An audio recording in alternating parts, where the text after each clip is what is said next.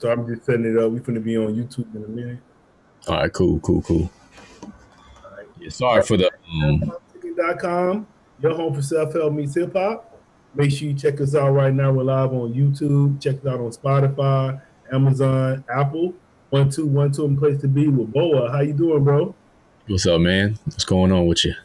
Yeah, man. So we was already kind of having a good conversation already. So I was just giving you the background. So you say you're from Alabama? Yeah, born and raised in Alabama. You know what I'm saying? Currently in China right now, Shanghai, China right now. So you kind of happy, they just won the national championship.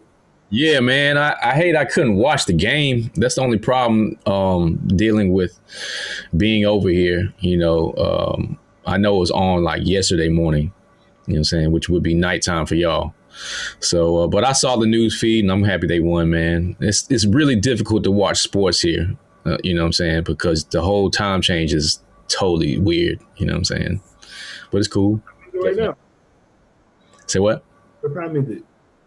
It's almost 9 o'clock, 9 a.m. It's 8:53 a.m. over here right now. And what's the date? Today is the 13th.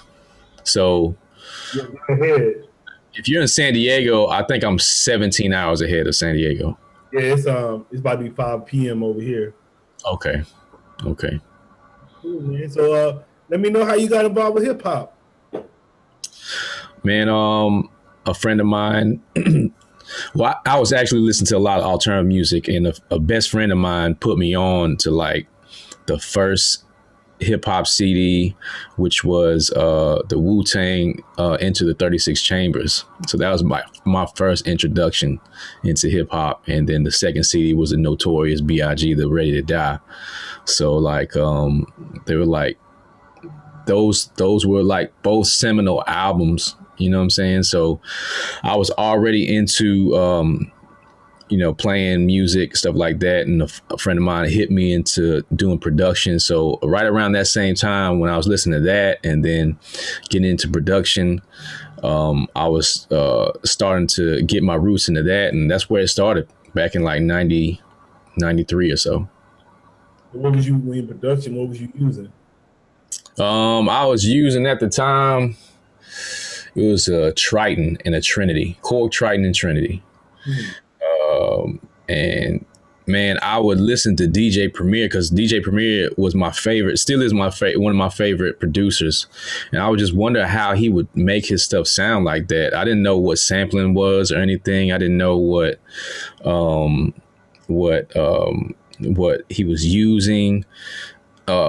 Anything. So like I tried to dirty up my sounds in the Triton, which didn't sound like that at all. But I was just drawn to that unique, analog, like filtered drum sound that, he ran through his whatever he used, man. I think it maybe had been the SP1200 or something like that, or the MPC, something like that. But just how when you run stuff into those types of equipment just makes it sound so unique, man. And I was just very drawn by that, you know what I'm saying?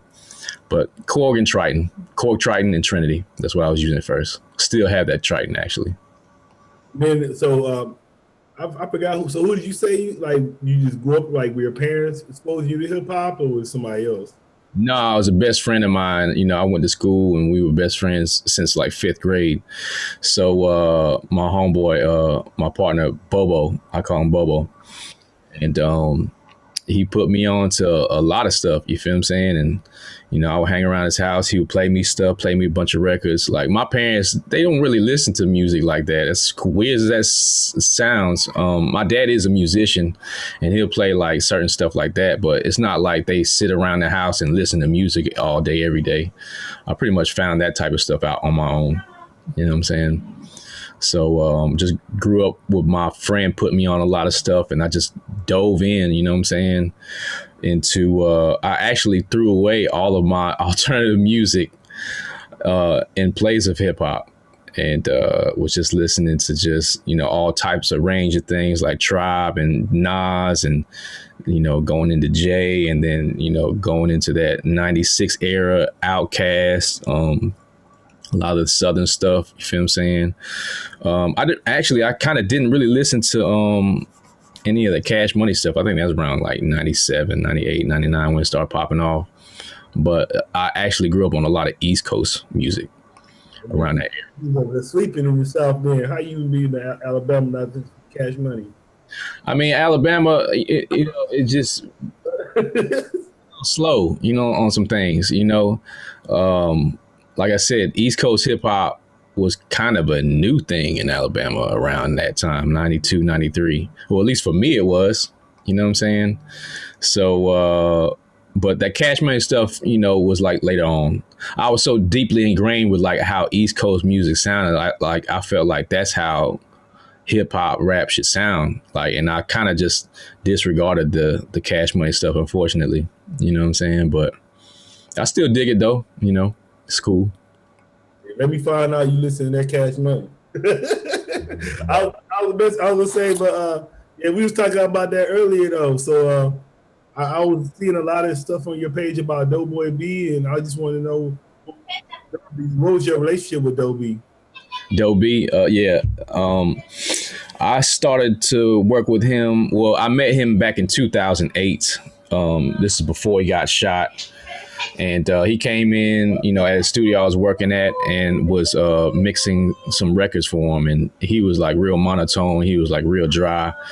And I liked his music. I heard it and mixed it for him. And it sounded great then, but it was just a little monotone. And then after that, like he got shot. And then later on, we reconvened in my own studio around 2010. And he was recording somebody, a verse for somebody. And he liked how it sounded and was like, I think I'm going to record here from now on. So we started to do that. And that's where you get his first mixtape, official mixtape, Definition of a Trapper. And then, it just continued on from there up until his passing. So he got shot twice? The first time he got shot in the eye. Yeah, with the patch. People thought it was like a fashion thing. Yeah, right there. But people thought it was like some type of fashion statement or something like that. But, it was some type of altercation where it started from the club and his partner was driving, and then they stopped at a gas station. And then I think his partner was talking real tough or something like that. And the Doe was sitting in the passenger seat. So, he got shot right in the eye and miraculously survived. You feel what I'm saying? And that was back in 2009. And then he started to take rap and hip hop seriously up until his death. And then the second time he got shot, that's when he was killed in 2013, end of 2013. So you sound like you was there from the start. I was, yeah. There were some people that were a little bit before me, but I would say officially where his career took off, I was there from the beginning, from the very beginning. And then I would say I always see another guy talks about him a lot too. I think his name is Frank Wright. Yeah, Frank was his manager. He came in to the picture around 2012 and actually got him signed, so this, he signed him around summer of 2012 or right after his DOAT 2 dropped in 2012. And then he got a deal with Geffen August of 2012. And then after that, nothing was really moving. And then top of 2013, they go meet with T.I. and sit down with him. And then, graciously, T.I. puts him on his imprint, no paperwork, you know what I'm saying? And then things start popping off for him. Let Me Find Out remix with Juicy J and T.I. And then the Hustle Gang mixtapes with the Kimo Sabi big single he had. And then his Baby Jesus mixtape that dropped summer of 2013. So a lot of stuff started popping off when Tip started getting to the picture because of Frank. Yeah. Yeah, so how did it feel like, being like, I know, like you say, you started there from day one and like seeing everything. You just seeing like basically he was almost, about to blow up before everything happened, on his way to becoming a big star. Well, for me, it was like a second chance at the music business, the music industry. Prior to it, I had a placement with T.I. on T.I. versus T.I.P.'s album, and it was the Watch What You Say to Me record with Jay-Z. And at the time, like, I did the record, but I had a partner at the time, and I included him on the credits and actually the money as well, which I probably shouldn't have because he had nothing to do with it. We ended up falling out in 2009, and so when I was reconvening, I started my studio, and then Doe came along in 2010. So to have that feeling again of starting to work with people and working with the big guys, like bigger guys again with Doe, it felt great, man. Looking back at it now, I may have gotten a little complacent or something like that, or maybe not, you know what I'm saying? But it was a lovely time. Doe was very easy to work with, and he never wrote anything down. He gave me a lot of freedom to do what I needed to do on the records sonically. And man, it was going to be a big thing, man. He was going to be one of the greats. You know what I'm saying? So, but unfortunately, things happen how it happened. You know what I'm saying? So you saying like even like so the original Let Me Find Out, he recorded it at your place? Yeah, he recorded everything, that was officially a quality with me from like 2011 and on. So that Let Me Find Out record came off of the Definition of a Trapper 2 that dropped in, I think, maybe June of 2012. So I was actually the first person that leaked it out, or not leaked it out, but just mainly was the first person that was behind it. It's even on my Mixology Studios online YouTube, where I make a little intro video of the song and then post the actual audio of it. And how that song came about was that there was a guy that called me and left a crazy message about me just riding Doe's coattails in a not so nice way. So when you hear the original song on the mixtape, you hear a voicemail that comes on and you hear this talking, and then the song comes on. So I would say I was the first one to officially break the record. You know what I'm saying? And it just kind of spread from there in Montgomery and Alabama, and then that helped him get his deal. Yeah, Montgomery is where because I was in the Marines, so I joined the Marines at the MEPS in Montgomery. Okay. Yeah. I would say, so how you feel? I mean, shit, like I know you probably seen a lot of them, but I mean, just throughout hip hop, it's probably been more and more rapper deaths now. So like Nipsey, Pop Smoke. So it seems like it's getting more and more now. But how you feel about that in hip hop? Man, it's just new guys coming in. Seeing the older guys do it, and but there's no guidance. You know what I'm saying? On how to move. You feel what I'm saying? So, man, it's just unfortunate, like with social media as well, like, people watch the social media and can figure out where you are really quick. You feel what I'm saying? So there's no protection on that end. And then, with the labels, they don't really care about that type of thing, or maybe they should. So I don't know, man. I would say it would get worse, you know what I'm saying? Or it gets to a point where like maybe that type of rap doesn't exist anymore after so many years. You feel what I'm saying? Because I feel like right now, man, it's getting to a point where some of the music, or most of the music, is too shallow. You feel what I'm saying? Too much glitz, too much glamour, too much of the bullshit. You feel what I'm saying? Or maybe that's just me getting older.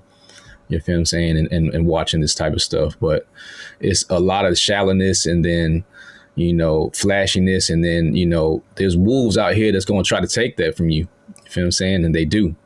So, if you're gonna talk that talk, you gotta have a squad with you to protect you. You feel what I'm saying? And nowadays as you get older, there's less and less morality in hip hop. You feel what I'm saying? And more crossing. So I wouldn't say Doe B was the first one, to be killed because of the crosses or the beefs. You feel what I'm saying? But he's definitely won't be the last by a long shot, as long as this continued, direction of music is going to go. You feel what I'm saying? But I don't want to be too negative, like how my bar been. You got MF Doom up there too. Yeah, man. I'm trying to get some more artwork. I'm trying to put some more stuff right here because I kind of just moved in like October. So, yeah, man, I'm setting up my studio, and I'm not a huge MF Doom fan, but I just love what he represents. And, it's just underground, rugged, raw hip hop, what I'm saying? That's just pretty much unfiltered. What I'm saying? They had that piece? Say what now? How long ago you had that piece? I had that piece for probably since November, since November. And I did a prior interview a few days before the news broke that he passed. So, yeah, that piece of artwork ain't going to go anywhere anytime soon. But yeah, I just love what MF Doom represents, man. Underground, rugged, raw hip hop that's like super respected, across many people and many different cultures as well, especially in hip hop culture. You feel what I'm saying? So what's your current projects right now you working on? I'm working with a group of guys still under wraps. I'm actually today I'm in the process of doing deliverables for Clever's album. It's called Crazy. And he's an artist that's signed to Republic Records and Post Malone. So I have to do the deliverables today on his album and turn it in so he can release the album, and so they can get paid. So and I did some mixing on that album as well. So it's going to be released hopefully maybe this month or so. You know what I'm saying? I don't know the date, but that's my project, a couple projects right now, and then just continually just doing my thing online, mixing, mastering, branding my own studio, mixology studios, working on some courses, recording courses for do-it-yourself artists, you know what I'm saying, and then just doing some more production in the future. That's what I'm working. I'll ask you, who are some of the artists you worked with besides Doe B? I work with a lot of people. I worked with T.I., Jay-Z.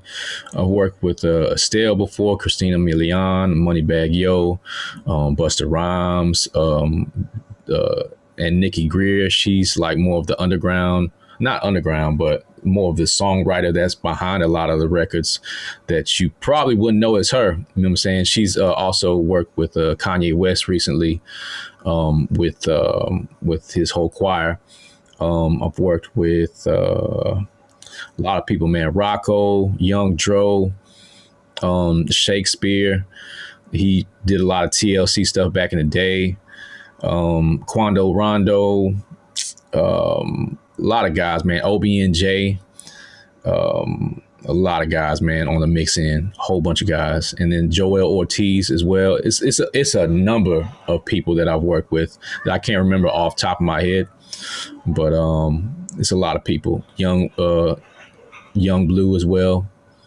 Just a number of people that I've worked with on the mixing side. You know what I'm saying? Say what now? So what did you say you worked with Jay-Z? I said, what did you do? The T.I. versus T.I.P. album, I produced Watch What You Say to Me. That was in 2007. That was some ages ago. I would say, so as far as mixing, I was asking other people this, what makes a good mix? I would say the performance, man. You know what I'm saying? The performance has to be there for one.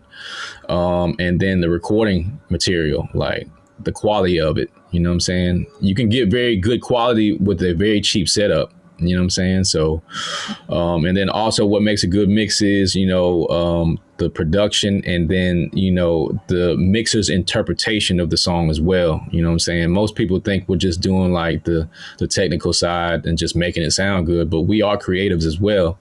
And we have input, that the producers and artists sometimes look to, when they give me a record. It's like, this is as far as I can take it. What can you do to make it better?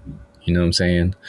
Most times it's like that. But there's sometimes where people have it already done. You feel what I'm saying? And you just need to tighten it up a little bit. But in general, mixers are creatives as well. And, they are the last line of defense to make a record great. You feel what I'm saying? And a good mixer will make a song sound great, and a bad mixer will make a great song sound horrible. Yeah, I remember Nipsey Hussle said one thing. He said, I guess his voice, like, you could tell, like, if you listen to his music, you could just tell where his music went from here to here. He said, I guess he figured out a certain pitch he needed to use to make his voice sound more clear, and then you can hear it better. So is it certain, have you ever did that to artists yet? Like, where you had to, like, you did a certain little tweak and you made him. Well, I would say this, before, like, I was mixing a certain way, you know what I'm saying? And my mixes were really, really, really good. But there's like that 5 or 10% that you're looking for with that clarity. So, it has a lot to do with harmonics and saturation when it comes to mixing to make a song sound great and give you a certain feel. You feel what I'm saying? Odd harmonics and even harmonics is a whole different whole sub-subject about that. You know what I'm saying? That will separate a good mix from a great mix. You know what I'm saying? And it will give you either the clarity or the grit, or the ruggedness that you're looking for, depending on the type of record. Yeah, and then my brother-in-law, he has it's like a backpack where if you're making the beat, you can feel the beat. Yeah, I have that. It's called a sub pack. Yeah, so I was like, damn. So I was like, so how important is that? Like, you hear the beat, but how important is that feeling the beat and how that sounds too? I mean, sub pack is like, it just gives you the feeling of the bass. You can feel the bass, and it's actually pretty cool. Probably too cool to a point where, there's been times where I'll mix and it's like a massage. You feel what I'm saying? And I will fall asleep mixing, using that thing. I don't use it anymore, but it definitely gives you a certain feel. That sub 808, that low end gives you a certain feel, like in your chest type of thing. I feel like when I'm listening to, music, gives you a warm feeling, you know what I'm saying? And the sub pack actually, makes you physically feel it as well. So it's pretty cool, man. It's pretty cool. Yeah. I was listening to, I don't know if you remember this music, but you remember that like that So Def All Stars? Yeah. Mm-hmm. Man, what happened to that music, man? That shit was bumping. I was like, they don't even come out in the music like that, but that shit was crunk. All that they kind of had their own vibe. With like the Shorty Swing My Way, I Could Freak It Like That, all that shit. Yeah, man. That's a lost era, man. You know what I'm saying? I'm trying to experiment with a lot of stuff that's like, around like the late 80s era. I feel like I want to bring that type of stuff back, like the Rakim stuff, like the Follow the Leader stuff. You know what I'm saying? The Big Daddy Kane type of stuff, the up-tempo hip-hop, like the sped up type of hip-hop. You know what I'm saying? Because, I recently listened to Benny the Butcher, and I like the album. You know what I'm saying? I think it's a little too reminiscent of Jay-Z, like biting him a little bit. You feel what I'm saying? But I feel like, that Public Enemy feel type of weird, obscure sample, a bunch of samples in a production record. I think that's missing, man, because, it's been a big scare with, producers not wanting to sample. You know what I'm saying? So I'm a real contrarian. I want to stand out, you know what I'm saying, and do something different. So even if it, won't mean any money. You feel what I'm saying? I just want to be unique and different and bring that type of sound back. That's one of my goals with this 3-man group I'm working with right now. It's like I said, it's still under wraps. It's still very new, but I want to do something like that, like the rugged raw samples. You know what I'm saying? More of the kind of more of the MF Doom, but a little more, not a little cleaner than that. You know what I'm saying? Just sonically. You feel what I'm saying? Sonically to today's standards, but bring that type of sound back. That's what I want to do.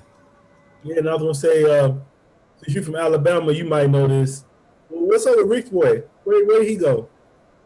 Man, your guess is as good as mine. I don't know. You know, after that one song, he just didn't really pop off anymore. You know what I'm saying? He is on the Doe B album though.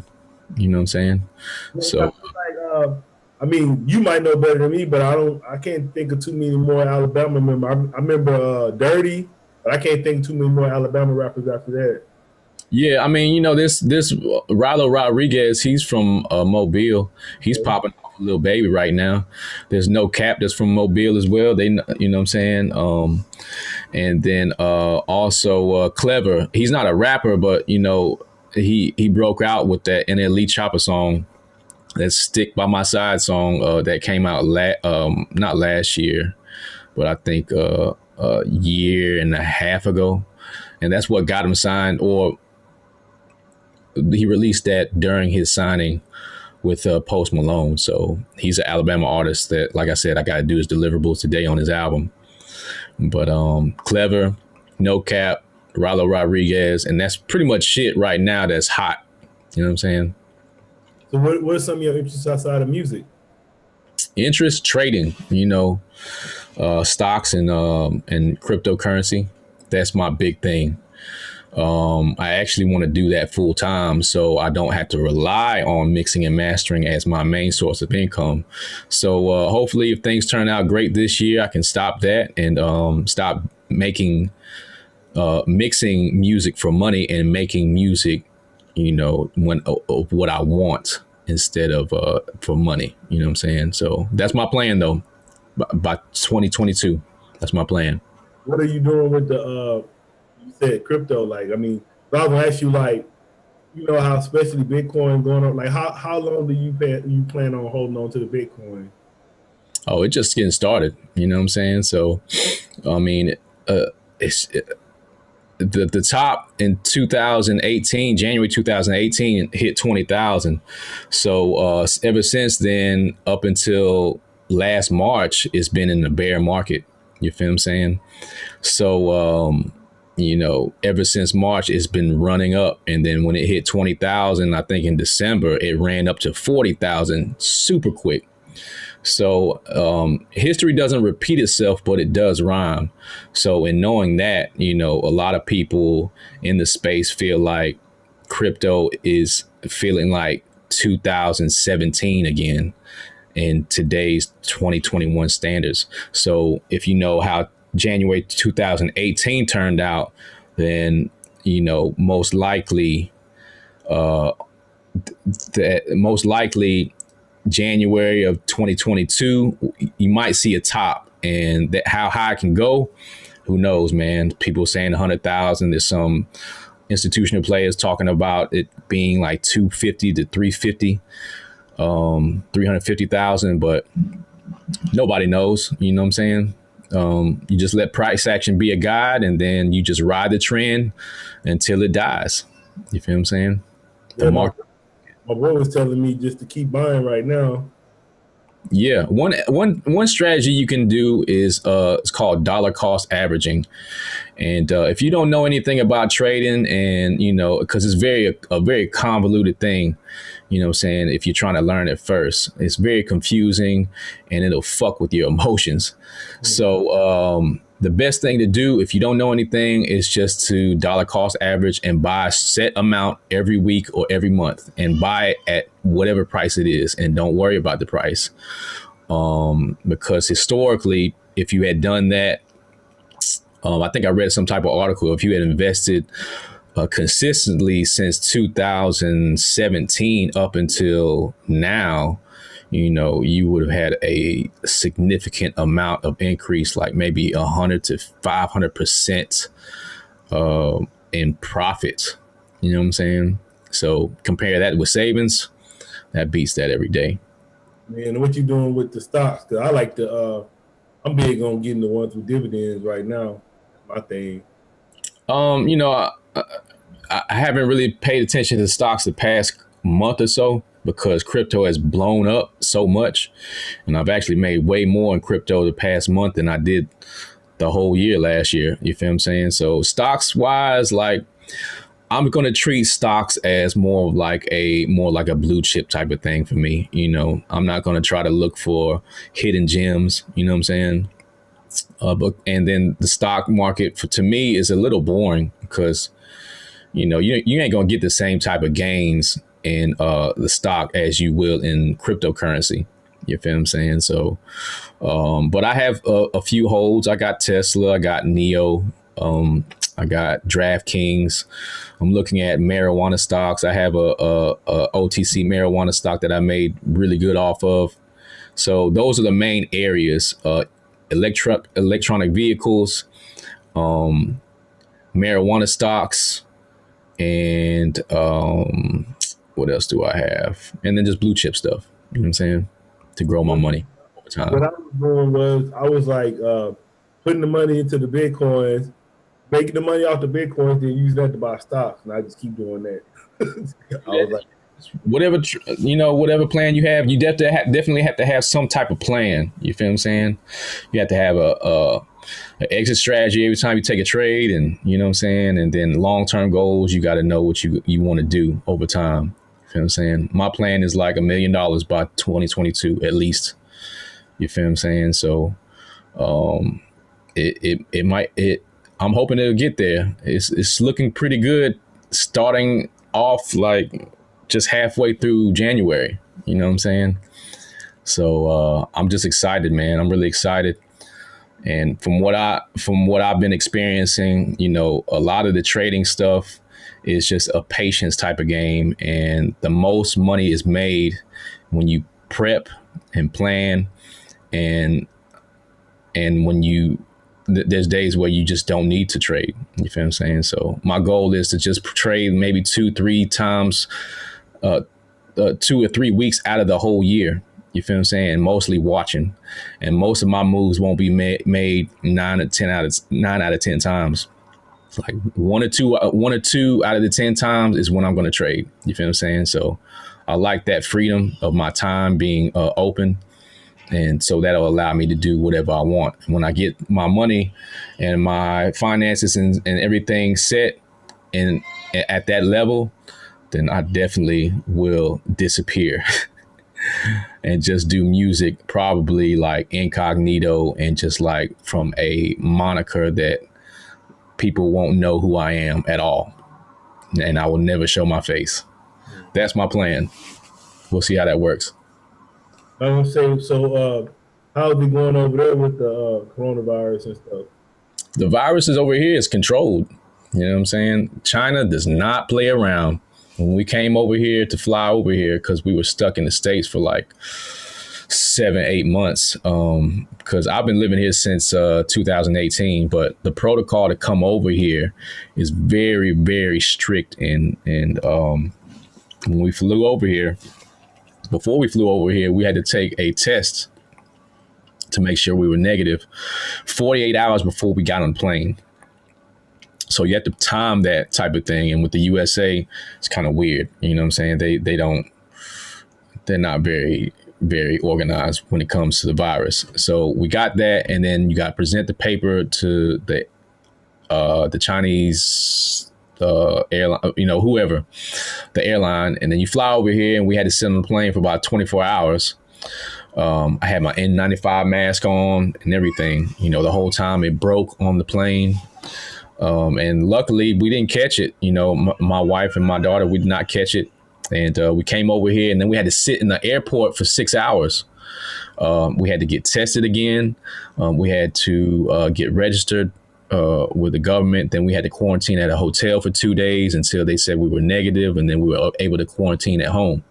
And then when we got home, we had to quarantine for the rest of the 14 days. And then they monitored our temperature twice a day.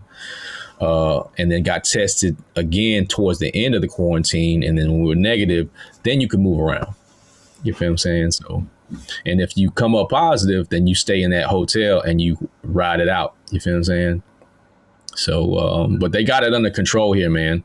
They definitely do. And they're making restrictions every day, changing laws, you know what I'm saying? Especially with Chinese New Year coming up, you know, people that the government's telling people to stay put, you know, and if you leave your province or your city, you know, and you try to come back, then you had to quarantine in place for 24 days. And when we were quarantining, they put a little sensor on our door so they would know when we would leave or not. It's that strict, you know what I'm saying? So it's crazy, but for good measure. What they be thinking about Trump over there? I don't know, man. I don't really get into politics like that, but that Trump stuff is ridiculous, man. I'm glad he's out of office.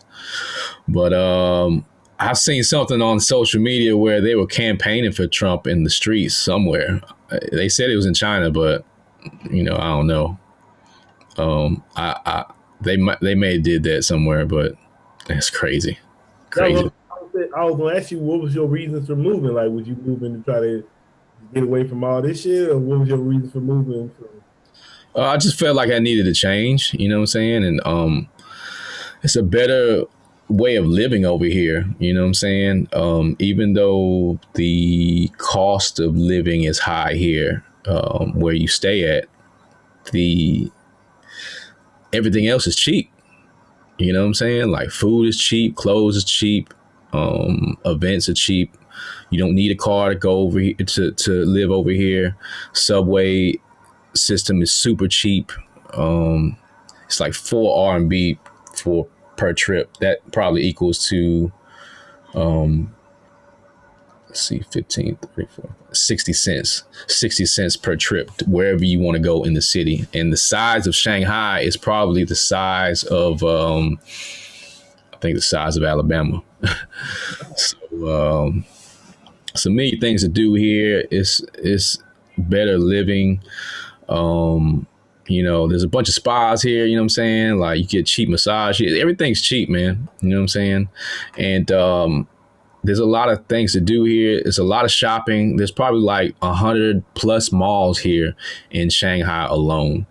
You feel what I'm saying? So I haven't experienced the club scene yet because that's another section of the city. But it's just overall better. You know what I'm saying? It took some getting used to that first year, though, because of the culture shock. It really did. I don't speak Chinese. I'm not Chinese. You know, I don't speak Mandarin. I'm not Chinese.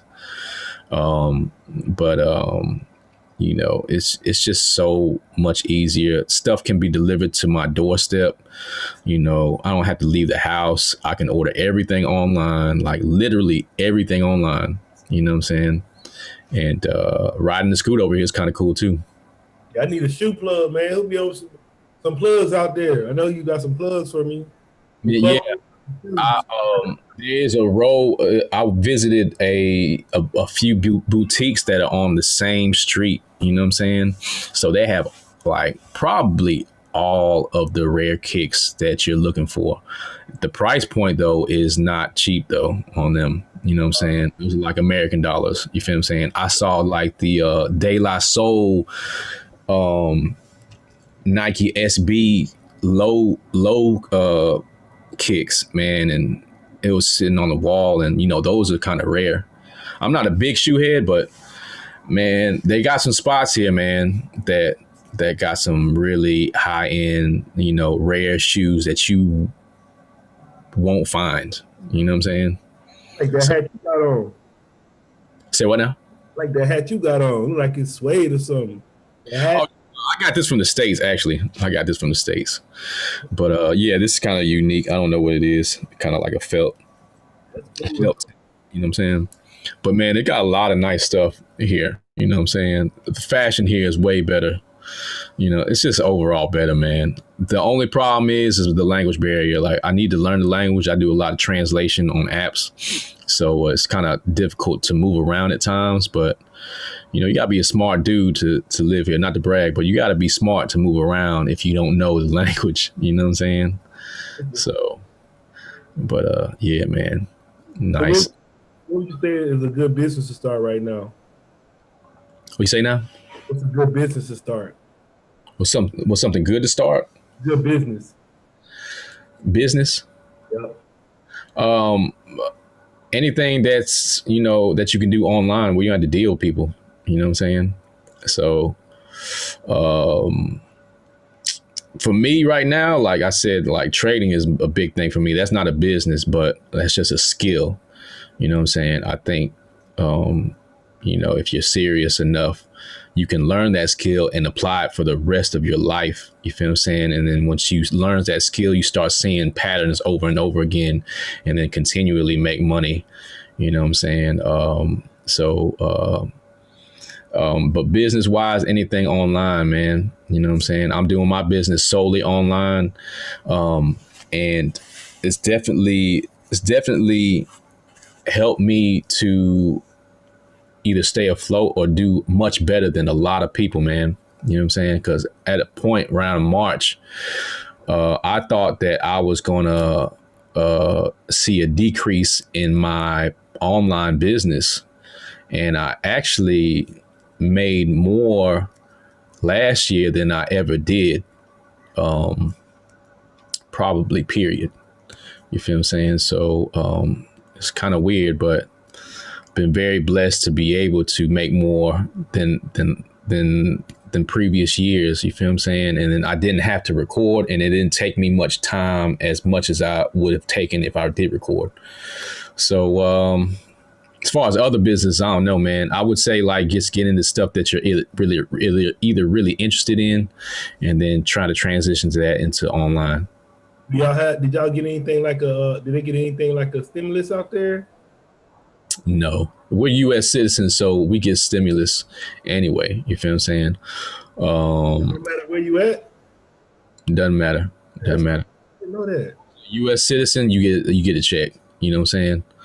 So it doesn't matter where you're at, and that they electronically deposited into my bank account. But we were in the States then. You feel what I'm saying? So around what was that, May or something like that. Mm-hmm. So yeah, we got a stimulus. Just moved. Say what now? You just moved to China. No, I've been here. You know what I'm saying? We left during the pandemic when it started to pop off. Oh. And, we left. I've been here since 2018, end of 2018. And, we come back to visit. We visited for Christmas end of 2019. You know what I'm saying? And then came back January 4th or 5th, and then was here until February 1st and flew back like on a drop of a dime. You know what I'm saying? And we thought we were going to be in the States for a few weeks until the virus blew over. And it ended up being like 7 or 8 months. And, came back and had to do a lot of crazy stuff. Like I said, get tested and quarantine at a hotel and all types of stuff. So, yeah, we just moved into a new place because we had to move out of our old place during the summer while we weren't here. So we had to hire movers and do stuff via FaceTime and with our nanny or caretaker or, housekeeper, you feel what I'm saying, to assist with the move. So it was really crazy, really crazy. Is there a lot of black people over there?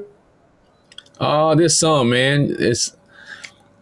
I will probably, compared to China, it's probably like 1%, 2%. You know what I'm saying? But my wife is black. You feel what I'm saying? So she has a clique of black women that she communicates with. You know what I'm saying? And they used to have brunches and stuff like that. But, ever since we had our daughter, she hasn't been able to meet up with her group or anything like that. But there's people here. You know what I'm saying? People here working, being teachers or whatever they're doing. You know what I'm saying? There's plenty of black folks. It's just, you got to just find them. You know what I'm saying? They're out here. She likes it in China too? Say what now? Man, my throat. She likes it. She likes it out there too? Oh, she loves it out here. Like, she loves it more than I do. You know what I'm saying? Say what now? From Alabama? She's from Michigan, you know what I'm saying? And then she moved to Alabama when she was like 8 or 9. And then we've known each other since like high school. So That's cool. Yeah, I ain't been to China yet, man. I gotta see how it is out there. it's cool, man. Like, you know, if you ever come to Shanghai, just let me know, man. I can tell you all the dope spots out here and definitely take you to them boutique shoe stores. You know what I'm saying? It's, some good food out here. You know, it's good cheap food, good expensive food as well. But it's a lot of stuff out here, man, that you would love to do if you have to be here for at least 2 weeks, though. You know what I'm saying? 2 weeks. Whenever they lift that ban up, you know what I'm saying? They ban a lot of countries right now from coming in. Man, what would you like to say to your fans and supporters? I would say just, man, if whatever you're doing and whatever you're striving to do, put your mind to it. You can do anything. You feel what I'm saying? And, you know, the road gets tough. You feel what I'm saying? So you just got to stay resilient and be positive at the end of the day. And I would say, like, you know, whatever you do in your life, you know, just settle your beefs and move forward, man. That's what I would say.